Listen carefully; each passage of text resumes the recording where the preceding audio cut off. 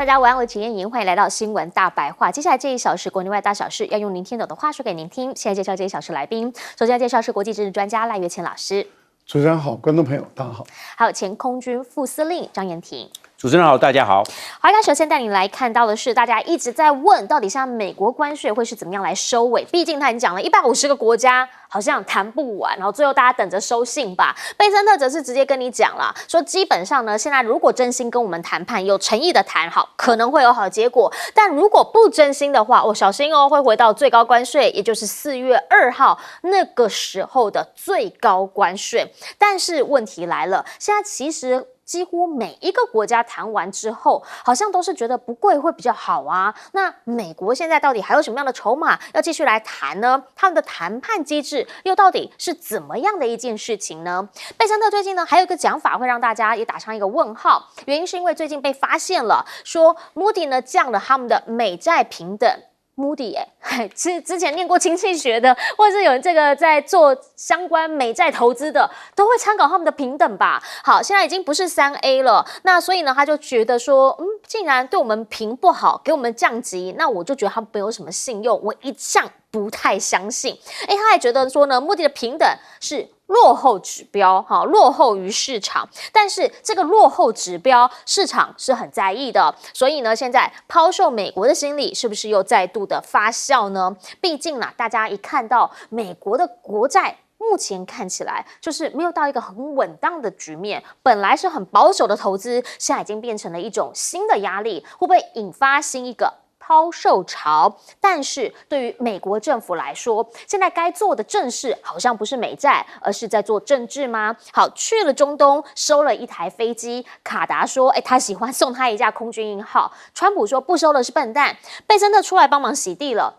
这有什么啦？这个就跟我们当时法国人送我们自由女神像差不多啊，英国人不是也送我们一个坚毅桌吗？一样的意思啦。我们不确定他们是不是都事先要求过什么回报，但是这个没什么吧。但这一次去中东呢，川普讲法是大获全胜，原因是因为他在接受福斯专访的时候讲，如果我不签贸易协定，中国就完蛋了。福斯的主持人竟然反问他，你是说中国就完蛋了，不是我们，是他们吗？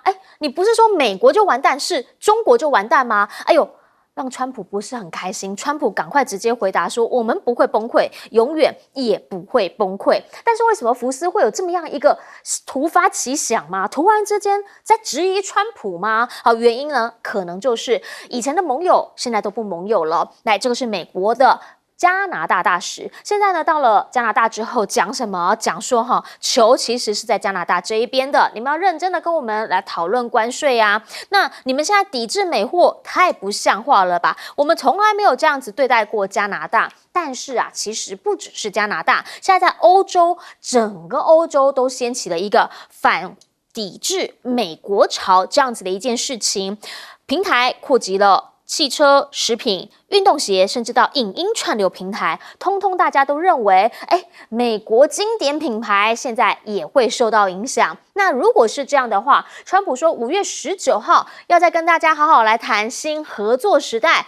要英国跟欧盟团结这么一件事情，您认为他会得到一个好的回应吗？还是说其实是让英国跟欧盟真的在这一次川普的主政之下和解了，进入他们自己的新合作时代呢？其实在这一波之下，关税战之外还要打的是科技战。再下来看中方，他们在科技战，中芯国际呢目前你可以看得出来，确实它因为呢这个良率只有30%左右，就是 DUV 7奈米的制程，它可能要一再曝光，那良率没那么好嘛。好，可问题来了，这个华为的新晶片现在说做出了可以比拟辉达 H100这样子的一个新晶片，那做不做得成，良率能不能够达得到量产这件事情，很多人是很在意的。但是呢，目前华为它能够做到的是一个垂直整合，也就是说呢，它现在很有可能已经是从设计，然后一再到制造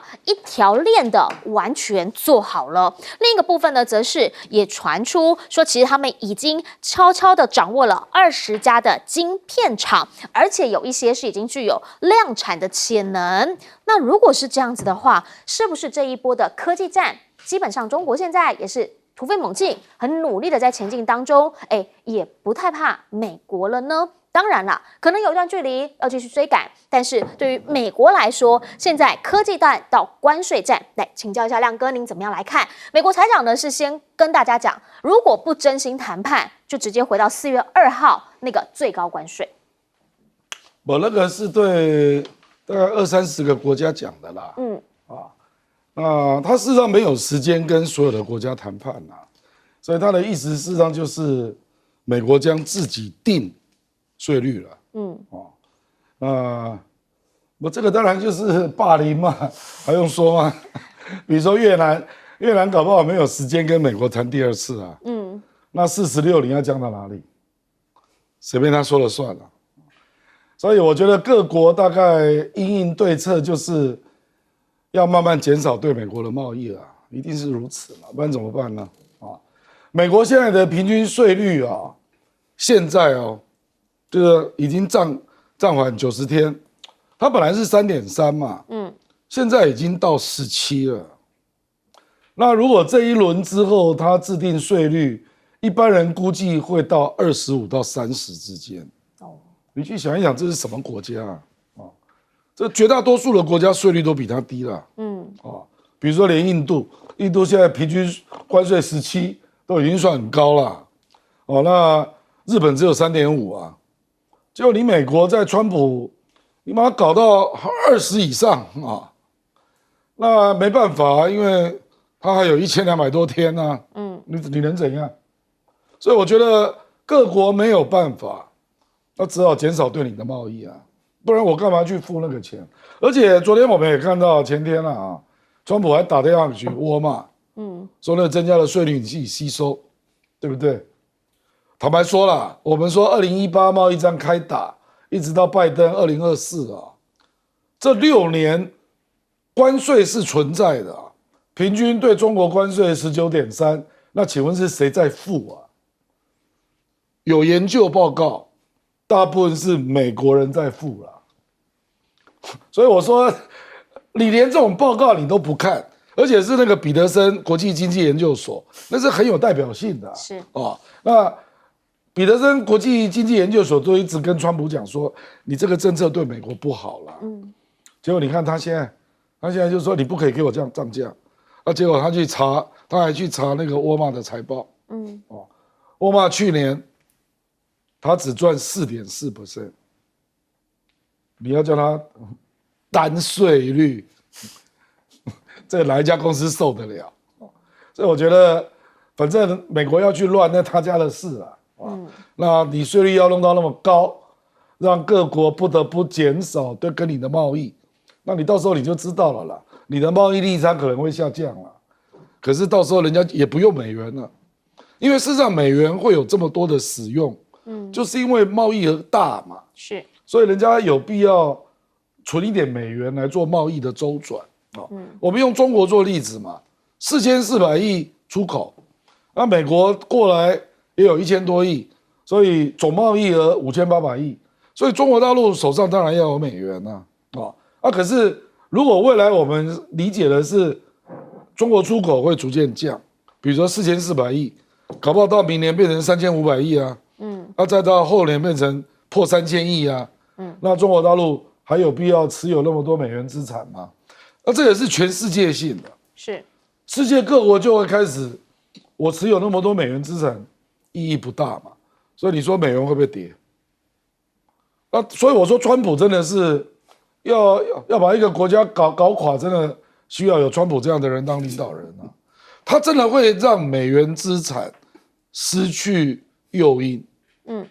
你美股也在高点嘛，对，那美债殖利率也4.5左右，然后人家贸易会逐渐开始降低，所以一定会开始减持美元资产，所以第一个表现的一定是美元在外汇准备的比重会下降嘛，它现在还有55%，全球啊，对，我认为搞不好明年就跌破50%了，因为你没有理由要持有那么多美元啊，对不对？所以我真的不知道川普在想什么啦。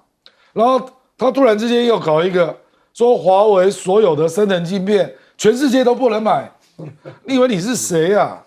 我跟你讲，华为光是国内他做都来不及，他有好几年可能都是国内市场，所以我就觉得很奇怪了，就是川普这些幕僚到底有没有在做功课啦？说连我都知道，华为今年最多那个升腾，我们说910C 那个最多做40万片啊，就已经很多了。那中国一下就买光了，所以我不知道他在讲什么、说你怎么会好像都没有进入状况这样了？所以我觉得这没办法了，因为他的团队就是这样子。是，那我们想请教一下赖老师哈，因为如果是这样子看起来的话，所以他现在对于什么，反正只要是不利于他的，他都觉得是人家有问题嘛。譬如说 Moody， 他现在也觉得说 Moody， 我不觉得他没有什么信用啊 ，Moody 很重要吗？很重要啊，很重要吗？很重要啊。那问题就不管你把责任算在前朝，没有错，拜登要负一大部分的责任，因为拜登真的是借太多钱，花太多钱，所以美国的债信出问题，这确实是因为估计到2035年的时候啊，美国的债务负担会高达它的整个总税收30%以上，30%很高啊。现在是在17到18之间，那所以等于是你再过15年，等于是它一直在增大。那这个部分里面，你的税收，你除非加税，可是它又没办法加税，那你不加税，你的税收就是这样，结果你单支付利息要高达30%，那你那钱哪里来？所以它当然要降等嘛。再来就是通货膨胀，经济成长率在衰败，那这些评估下来了以后，它当然是有凭有据。那你可以把责任怪一部分在拜登没有错，但是你要解决问题啊。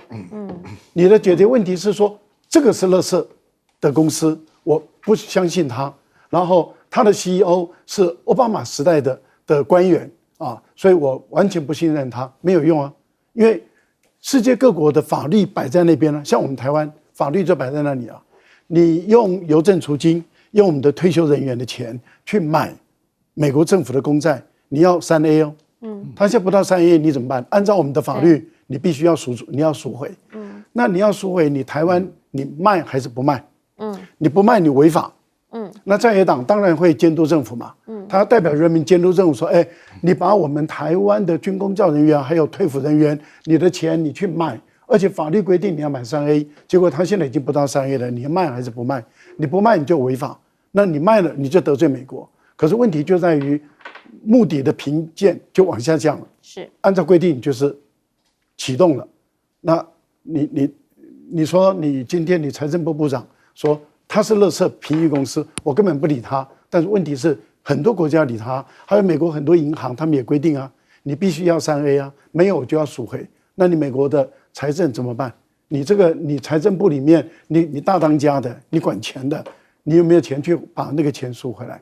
所以我觉得他气，他愤怒，然后他骂，但是你还是要解决问题啊。我觉得这是第一个。另外一个就是刚刚谈到中国大陆，确实从18年到现在有调查结果，90%的产品的关税是美国吸收，那10%就是我弃单了嘛，我转到别的地方。所以过去中美的贸易是6000多亿美元，现在降到5000多亿。可是即使降到5000多亿，贸易逆差还是扩大啊，那是代表什么？代表你美国就是吸收嘛，因为一吸收，所以从川普到拜登，你的物价才会一直高涨。你的物价高涨，美联储根本不敢降息嘛。那这个就是鸡生蛋，蛋生鸡的关系。你要美联储降息，你就必须把关税拿走。你不把关税从2018年拿走，你不但2018年还在，你再叠加10%，再叠加20%的芬太尼。那中国大陆说对不起啊，芬太尼跟对等关税是切开看，所以我对你的芬太尼，我的报复行为仍然有效。像昨天又宣布了嘛，对不对？所以聚酸啊，这个课74%的税啊，美国是石化工业的一个重镇啊，而且这些东西对于很多的塑料原料是很重要的一个原料。那好，那你74点多的税，你怎么可能卖到中国大陆？你根本什么都卖不进去。那你又损失一大笔，这代表什么？代表中国大陆的对你的这个制裁继续在进行嘛，报复行为继续在进行，所以对等关税虽谈，但是呢，问题就在于对你的制裁继续在进行的过程中，这个访问者他就问了川普说：“哎，到底是谁倒霉啊？啊，你的意思是中国倒霉还是我们倒霉？中国。他的意思是中国倒霉嘛？对。那中国倒霉，你为什么让步？你为什么投降？那解释不出来嘛？对。好，特别他强调的是，我去了中东之后，那些本来要跟中国买的，全部都被我买走了，所以中国倒霉了。福斯还问他说，什么意思？如果你不签贸易协定，那是中国完蛋还是我们完蛋？所以不是我们完蛋吗？大家就忽然发现说，原来川普的认知跟我不一样。请教一下司令。对，我们可以看得出来，有那个美国的财政部长啊，贝圣特啊，他是接耶伦，他比耶伦硬多了。耶伦他强调的是到各处他去协调，但是贝圣特不一样，因为他在川普竞选总统呢当川普的财政顾问，而且他以前是对冲基金的主持人，而且还当过索罗斯投资顾问公司，他是合伙人哦。所以贝圣特的财政背景让他的底气够，又有川普现在帮他伸腰，所以他就比较硬。其实这些还是要来做一些这个调和顶奶来做一个折冲，但是他这个有川普撑腰，加上他以前的背景，他当然就硬了。但是我认为条件不一样了。尤其看美国的制造业，占他全部的国民总生产，就是 GDP 啊，只占了16%。那以前的是40%、16%，这个还不如金融、保险、租赁公司还有房地产创造的这些价值多了。制造业萎缩了，但是制造业是经济里面非常重要的啊。你所有的这些民生必需品、食衣住行娱乐都是制造业，大部分都是制造业啊。所以在这一方面，这美国的制造业的这个下降是它问题的关键所在。第二个，我们来看就是川普的这种政策摇摆。你政策一摇摆之后，大家就有不定感，赶快寻求海外另外一个国家的替代市场。那一直尤其在替代市场，那美国的筹码就没有了，因为有些东西它不能撑久，你农产品怎么放得久？你的水产怎么这个渔产渔货怎么放得久？你不能放得久，赶快寻找其他市场。那一旦大家定型找到固定市场之后，那美国市场就没有了，是这个样啊。所以这个问题这个政策一摇摆之后，大家的不定感出来，也是这个美国的我们讲的整个的一个经济发展，这个整个状况经济表现的一个软肋，一个问题存在。那第三个，我们可以知道美债6月下个月就要到了，有6.5兆美元，6万5千亿美元的美债到期。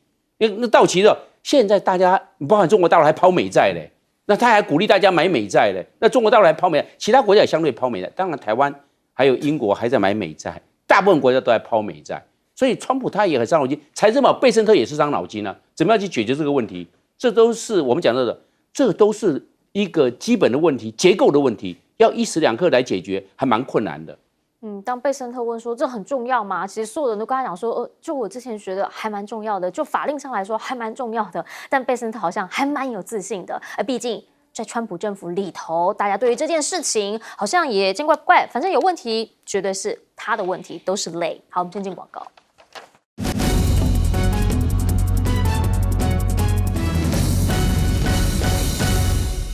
好，我们上个星期不是讲了吗？在印度呢，他们其实正在进行一个10日的大胜利庆功。好，可是呢，表面上讲的是大胜利，但实际上到底是什么样的一个作为？来，印度军方呢再一次的讲，其实什么停火没有这件事情，我们跟巴基斯坦之间是没有终止日期的对战，双方达成了谅解，有效。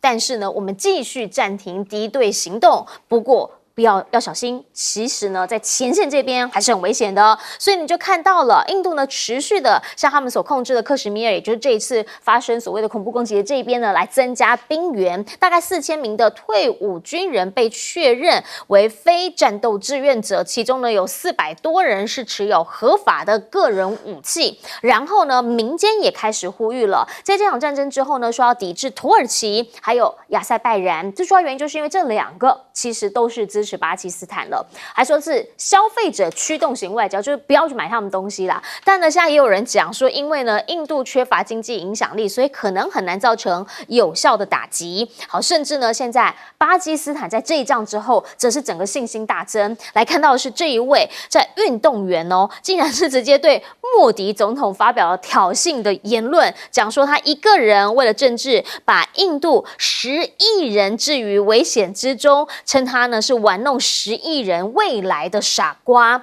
其实印度在这一回确实跟原本他们想象的巴基斯坦对仗的时候，就发现巴基斯坦已经不是那个巴基斯坦了。好，可是问题是他们没有办法接受这件事情吗？原因是因为呢，他们现在反过头来骂什么？骂说美国的武器比我们还要来得差。来听听这个印度甲亢姐怎么讲。We've told you why the US can be unreliable. They are living in a dream world of their own. For days, they were headlining that Indian jets were shot down. Let's see how good the American jets are. The US spends close to $1 trillion on defense every year. The world's most expensive jet, the F-35, was nearly shot down. America's war against the Houthis has been a costly affair. The US Navy has lost 3 fighter jets till now. 好，这一次呢，印度的空军实力被质疑了，但他们反过来质疑说，美国你们空军实力才应该要被质疑呢。而另一件事情呢，则是大家都在讲 AI 这件事情的时候，印度绝对大胜利，听听他怎么讲。Because the Chinese systems had been blinded, not literally, but electronically, because of the AI technology that the Rafale brings to the table. It uses AI algorithms for electronic warfare. The Rafale's radar tracks targets. Then the AI runs super computations. It studies the radar input and finds weak spots in air defenses. It gives the pilot options to launch the attack. Now, we already know that Indian jets jam Chinese systems that paved the way for the airstrikes. 因为巴基斯坦这次用的是中制武器嘛，所以现在就讲啦，说，你知道吗？我们的 AI 其实已经可以让他们的防空系统根本就看不到喽，甚至呢，他们的国防智库是这样讲的，说这一次啊，中国的防御系统惨败。好，你会讲说，这个跟我们之前看到的新闻不太一样。他从哪里来讲这件事情？他说，基本上都用中制的嘛，所以他觉得北京呢是比之前披露的更直接的参与了这场冲突。然后他们的逻辑是，因为在这场冲突当中，印度这边用了数百架无人机去攻击巴基斯坦。好，这个部分他们觉得做出了良好的反应。但是针对于那个歼10C，也就是那个4维度的作战，这个部分没有讲。但是我们的无人机现在呢突破了他们的防御，所以呢他们的防御能力是一个惨败的状态啊，大概就是一个这样的逻辑。印度呢其实是一个对自己很有自信的民族，所以来看到是呢，现在他们讲要发展卫星，结果呢看看这个画面，好，当时的掌声才刚刚响起来，发现发射卫星搭载的是地球观测卫星，却是直接升空之后，就在第3级进程当中严重的技术故障，最后呢其实没有进入预定的轨道，而是抛物线式的坠落。但对于这件事情，印度人肯定也会有他们自己的一些解读还有说法。但是呢，当然因为他们很喜欢跟中方比较嘛，所以我们就来看看目前中方大概他们的太空发展是怎么样。来，在5月底的时候呢，天问2号的探测器即将要进行发射，要造访2颗天体进行采样。而另一件事情呢，则是大陆的北斗卫星在这次作战当中应该也发生了一定的效用，现在确定了要进入11个国际组织标准体系。换句话说，基本上现在就是剑指 GPS 的，大概看看未来那个市场上谁比较厉害，谁精准度高，谁用的比较多，谁朋友圈比较大。另一件事情呢，则是他们现在开始要发射算力卫星，什么意思？一次呢把12颗的卫星全部送到地球轨道，那之后等于就是把那个 AI 算力送上了太空咯。之后有可能可以领先全球，让单颗运算卫星最高算力达744 TOPS 的这个整座卫星呢，它的算力就会比其他人来得高。那是不是在未来的 AI 计算当中，它可以占有更大的优势、更领先的态势？所以回过头我们就要请教一下亮哥，您怎么样来看？好，因为呢，印度我们知道他们现在在庆祝大胜利嘛，那表面上面让大家开心，实际上面这些作为还是得要到位。因为这个印巴是克什米尔的冲突嘛，对，这个其实跟大部分的印度老百姓是无关的啦。所以他在讲大胜利，真正有谁在乎啊？比如说，他就把对他不利的讯息下架嘛。印度人，我不认为对这个新闻会很在意啦。因为印度那么大，那克什米尔周边，那除非你是关心军事的，你才会去注意这个新闻。那当然这个就是在搞大内宣啦，这个大家都知道啦。所以为什么那个印度的反对派，我们有看到国会质询啊，可是一般老百姓是没有很在意这个议题了，所以我觉得就变成莫迪自己去搞吧，可是重点是国际怎么看你啊？因为当然我们知道了这个发生战争啊，你在第一时间多半不会知道真相啊。那因为印度这次在空战败给巴基斯坦，这个如果被渲染开，然后是真的，那印度的民心会崩盘哦。所以他无论如何不能承认。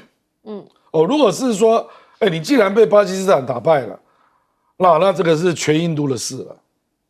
那他现在就是把它局限嘛，那局限，然后把它变成是人云亦云啊，技术性的一个辩论啊，或者是你看到这个，事实上你没有看到这一个啦。那这样印度能够深入讨论的人就会变得很少。那因为我们是在外面，而且因为我们看到很多大陆的报道啦，像这个新闻已经没有人在讨论了。国际上嘛，美国有稍微讨论，可是他绝口不提歼10C。你可以看到英文的报道啊，那他们大概会承认啊，说印度大概有飞机被打下来，那阵风引起质疑，可是他没有讲是什么打下来的。对，实际上西方的媒体，我坦白说了，法国当然也不愿意这样写啊，所以基本上在英文的媒体、法国的媒体，甚至包括日本的媒体，也没有谈歼10C。那为什么我们会知道这么多？因为我们看得懂中文啊。不然我认为这个新闻其实并没有引起注意。或至于有哪些国家有可能要买歼10C，这根本没有人在讨论啦。而且你有没有发现，实际上连中国大陆解放军也没有那么高调。他其实大部分都是网络上在讨论嘛。是。解放军也没有说，我们歼10C赢了，没有啦。说实在，那法国当然不会说他阵风输了，当然不会啊。所以这个新闻真的有点诡异了。就是说为什么中国大陆没有大做特做？其实这个才是可怕。我觉得懂的人就懂啊。美国人说：“哎呦，奇怪，你怎么都没有在宣传？”因为中国大陆早就过了那个阶段了。现在中国大陆飞歼10C很少，对不对？所以美国人这个真的专家都心知肚明啊，就这样。毕竟这个就要航展了嘛，那这个时候呢不宣传，那是表示其实这个也还好嘛，我也觉得没什么特别的，是这样吗？可是印度不行哦，印度现在是讲说你法国、你美国 F-35也没多厉害啊，不是差点掉了3架吗？对。我觉得印度的这个贾康吉啊，他用这种方式啊，基本上他就间接承认了啊，承认什么呢？承认就是美国的报道在印度产生效果。也就是印度大部分的民众相信美国的报道，也就是歼10C把印度的阵风战机打下来，因为这个消息是美国这边也承认也公布嘛。那公布了以后，我们看到印度真的是恼羞成怒了，气翻了。那莫迪庆祝10天嘛，举国欢庆5架战机被打下来，还有好几位飞行员下落不明。我都不太了解啊，就是说有5架战机被打下来。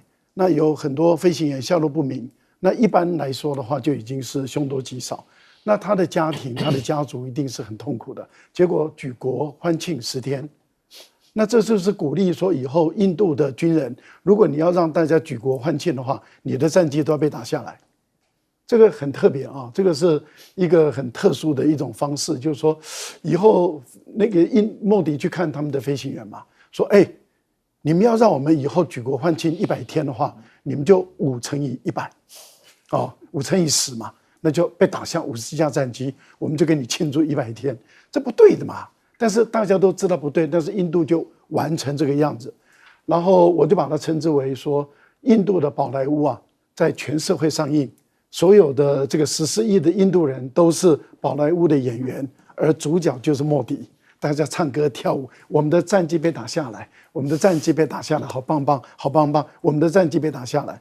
那我们就看到他们的矛盾就开始一直出现了，有人恼羞成怒的骂美国啊，有人去怪土耳其跟亚塞拜然，但是问题最大的是中国的这个防空的，还有雷达，还有北斗啊，都被我们破解了，他们都致盲了，他们什么都看不见了，所以他们很惨。但是为什么要特别强调这一点？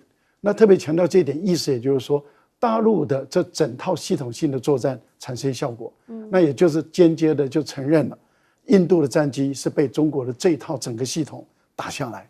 那也就是说，用4代的战机，4代升级版的战机打下法国4代半的战机，那这个当然是一个大的一个问题嘛。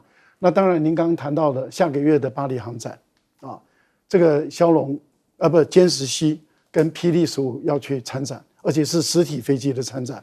我记得严婷上去有讲过，他就说这个歼10C这个是很稳定的一个战机，所以可以做很多特技的，很多这种空战比较搏斗型的一种表演。等一下可能看看严婷她的专业，她可能会告诉大家说，这款战机在国际间目前是大家最瞩目的一款战机。请教一下司令。我认为那个印度它是靠吹牛来治国，因为印度人它民族非常复杂。对，印度它14亿4千万人口，是全世界人口最多，超过中国大陆了。那但是印度族只占了46%，算少数。其他的9族占53%。你看它怎么去整合？太复杂了，这个印度太复杂，那靠吹牛，大家可以理据一下。他一讲失败，那怎么会这个样？你印度族怎么搞的？其他53%怎么干？你怎么做的？还有印度的宗教信仰也非常复杂，印度教将近80%，但是穆斯林就信回教，还有信锡克教，就是旁遮普邦都是锡克教。连这个我们讲到的，这个穆斯林跟这个锡克教总共加起来2亿2千万。你看看印度人种复杂就算了，信仰也好复杂，怎么样去整合？那就靠吹牛，反正都赢就对了，是这个样反正都赢，怎么讲他都赢，所以一定要靠这个样，让政府才可以。你这样的话，他的莫迪才可以站得出来不然你莫迪怎么弄的？会有这个样。那为了防止被质询、被问、被怀疑，会丧失信心，那只可靠吹牛。那我们现在看这一次印度发射的人造卫星，第一这个点火，第2节点火都算顺利，第3节不行，打螺旋了。它这个已经不平衡，要进入地球轨道，我们知道要进入第一宇宙速度，第一宇宙速度每秒钟要达 7.9公里每秒钟，你才能够进入轨道，不然就会回到地球因为你的轨道不够，你离心力根本不够嘛。那离心不够，那向心力就来了，就被地球这个地心引力吸到了。在第3节的时候，一点失败。你看他本来第2节，他那个太空总署都在欢呼因为已经都点火成功了。现在要等第3节一看，哇，开始那个螺旋出来了，那个冒那个，因为我们的火箭都是冒白烟，白烟螺旋出来了，根本还没进入第一宇宙速度，你就进入螺旋，那就要回到这。所以为人抛物线，为什么它要回到地球？是这个样。所以我们来看那现在它这个卫星是要军事用途，因为它是合成孔径雷达，就是所谓的雷达摄影法，它会做比度，它用吸波段的。那是我一看，那这个就是军事侦察卫星，而且它不限云层什么，因为它是雷达照相法，它穿透云层，穿入脉层，就不受着。晚上也一样可以做，所以你晚上的时候，光学这个电子光学就没有用了。那合成我们讲红外线有时候效果也差，因为有云层有脉层，但是合成孔径雷达没有影响。他这次装了这个，结果没想到失败，是这样。那失败的话，他可能也跟那印巴空战一样，他可能也要讲说，因为已经进入近地轨道了，所以算成功。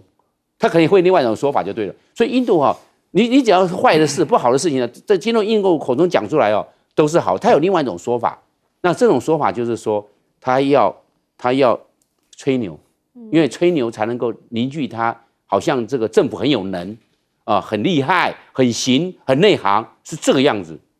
这跟他的宗教的、跟他种族的复杂性是有关系的。当然，正向思考很重要啦，但有的时候内自省这件事情呢，可能也是促成进步一个更重要的动力。所以呢，当印度这样子讲的时候，大家听完了，你的感受是怎么样？先进广告。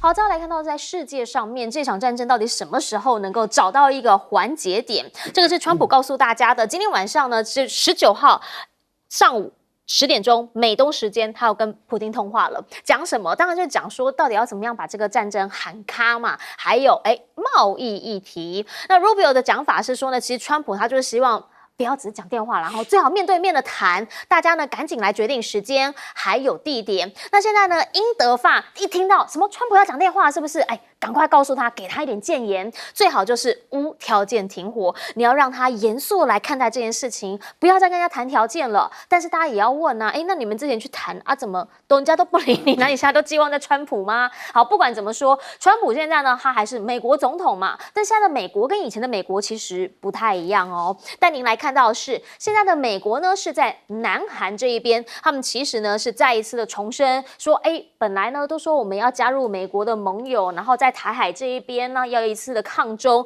但是现在呢我们是希望不要介入台海的争端，甚至还说亲中的标签并不恰当。就是李在明呢在现在总统的这个电视辩论会上面直接的讲说，南韩无需太深入的介入两岸之间的争端，还说要讲他亲中，其实他觉得并不恰当。他的重点就是贸易，不要急着谈判，最重要的就是国家利益。另一个呢，在亚洲其实也跟美国很好的是菲律宾，结果现在发现了20年来第一次现任总统输掉了期中选举。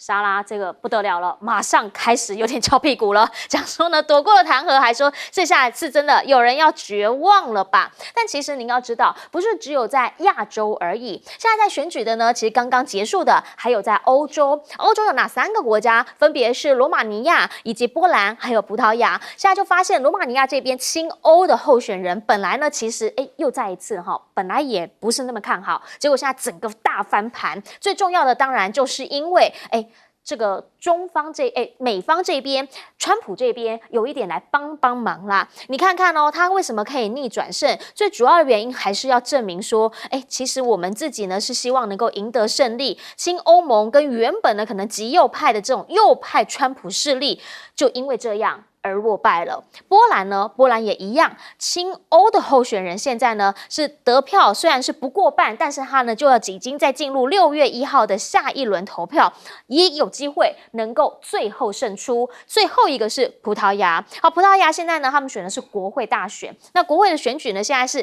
就要组少数政府啦，反正民主联盟现在呢可能会跟第4名的一起来结合，但是呢偏右也就是所谓川普所代表的极右派，目前看起来好像都不是那么样的吃香，所以再加上我们刚刚讲的南韩、菲律宾，好像整个世界地图来看，谁跟川普好，谁的选举就不会选太好。所以回过头请教一下亮哥，您会怎么样来看这么一件事情？首先从俄乌战开始川普他现在讲了要亲自跟普京通话，这场通话您觉得会有什么样的结论吗？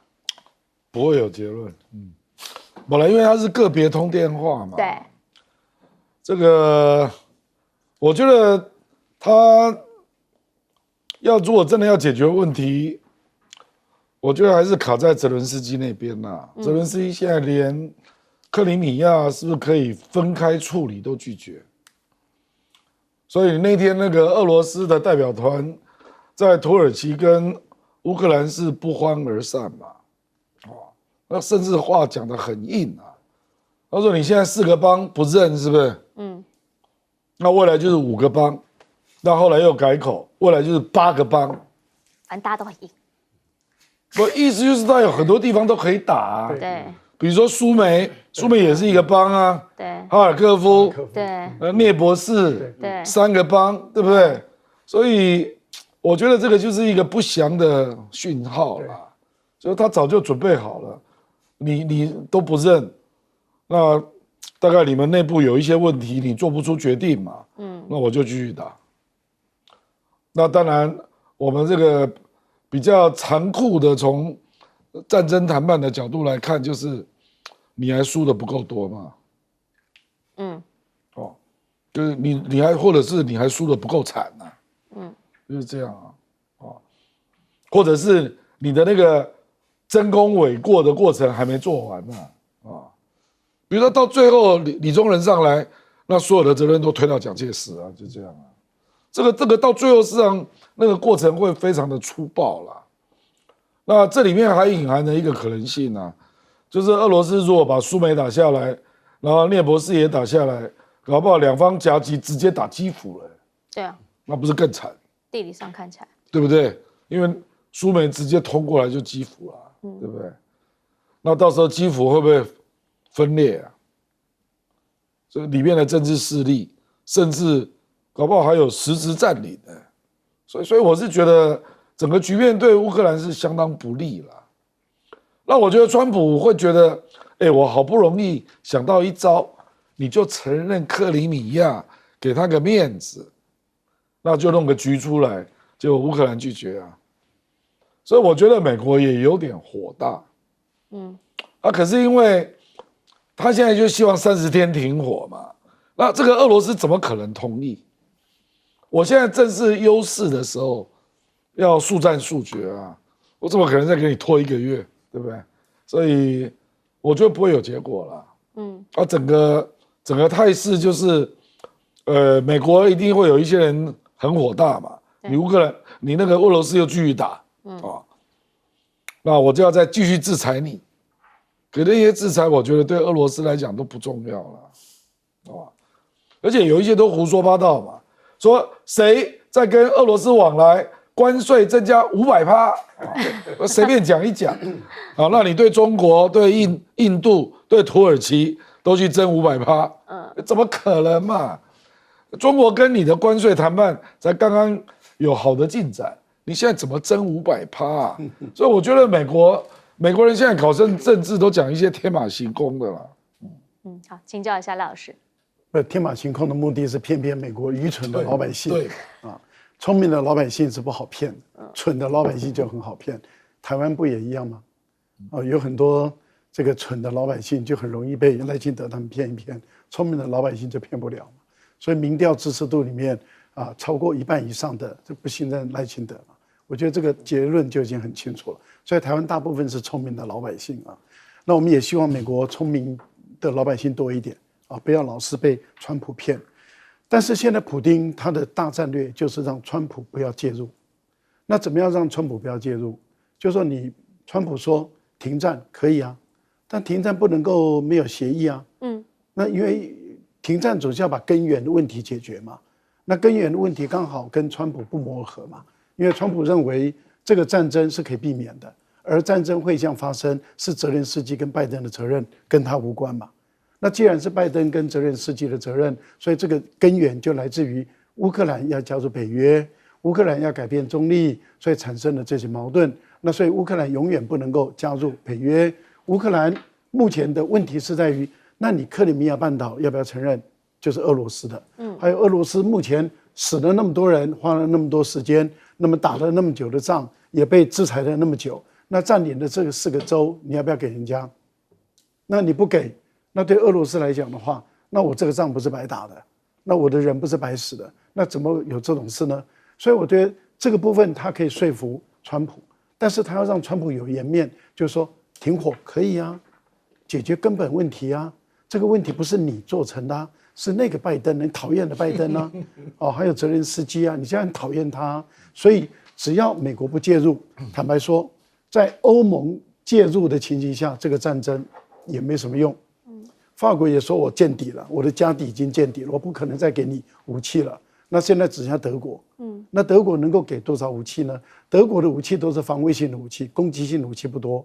那这样的情形根本解决不了战争的问题。好，那我们就看到了，普丁的态度就很清楚了，那就是要有协议，我们就可以面对面来谈。如果不会签协议，那就面对面谈没有意义的。这个态度，我觉得对美国人来讲是可以听得进去。所以，当欧洲的那几个国家的领袖急急忙忙的打电话给这个川普，就是说，不要有前提的情境下停火，这个不切实际。为什么？因为这解决不了问题，你也说服不了川普嘛。为什么？因为对川普来说，无条件停火，那克里米亚呢？还有就是，俄国现在占领了4个州，那到底该怎么处理？到底该怎么处理？就是要有条件的嘛。怎么可能说好大家都放下武器，然后呢？这不可能的事嘛。然后俄罗斯的制裁要不要解除？因为都已经放下武器了，那是不是要解除？所以这些都不切实际，你就可以知道欧洲人是活在另外一个平行时空，很不切实际。所以我个人认为，川普接了电话也听不进去，然后结果他们2个人打电话的时候，也一定会把条件谈好。那接着对泽连斯基来讲，他该怎么处理？但是川普的国际威望已经没有了，所以你会看到在欧洲的现象就出现了，开始去川普化了。好，请教一下副司令。对，那个菲律宾的他这一次的参议院的改选这24席改选12席，结果这个本来的时候这个小马可仕要拿到8到9席，后来只拿到6席而已。那杜特地家族的话，他反而一下暴增到5席，那就知道了，那整个那小马可仕啊，就是一个这个政治下降曲线。那个杜特地家族的上升曲线，因为杜特地还是又当选了达沃市的市长，对他儿子也当选了副市长，是这样。那整个的民达纳尔本来就是杜特地家族的天下，那现在包含吕宋岛这一方面，可能这个杜特地家族在吕宋岛的影响力慢慢增加了。那所以我认为最重要的是小马可仕的这个亲美抗中路线，就南海问题啊，不管是黄岩岛这个仁爱礁啊，或者是这个仙滨礁。弄了这个样，经济没搞好，整个的参议院的选举就表现就差了，所以他整个的战略方向弄错了。他应该好好搞经济，然后把经济搞好之后，他才能够稳固他这一方面的基础的票源，是这个样。然后另外一个补充一下，刚才的赖教授所提到的，就是歼十七这一次要到这个法国巴黎航展，那歼十七也去，包含霹雳15的飞弹也去。为什么歼十七比较那个我们讲的被选中呢？因为歼十七既然是在2009年啊，中国大陆的81飞行表演队就用歼十七了。